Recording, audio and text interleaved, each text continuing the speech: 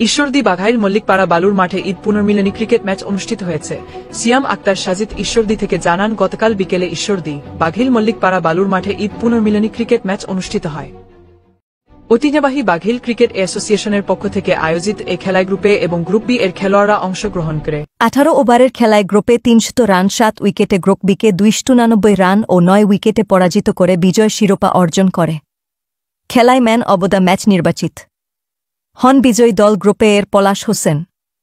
Best batter নির্বাচিত হন group B এর শাহিন হোসেন। বেস্ট বোলার নির্বাচিত হন গ্রুপ বি এর বনি রহমান। বেস্ট ফিল্ডার নির্বাচিত হন গ্রুপ এ এর উল্লাস।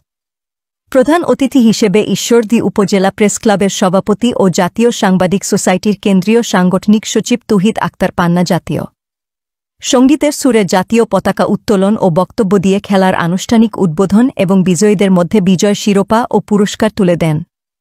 বিশেষ অতিথি হিসেবে উপস্থিত ছিলেন বিশিষ্ট সমাজসেবক হাজী আকমর হোসেন, জাতীয় হ্যান্ডবল দলের ক্যাপ্টেন মেহেদী হাসান, ভাষ্যকার আলমগীর হোসেন, আমিরুল ইসলাম ও বিশিষ্ট ব্যবসায়ী আনিসুর রহমান।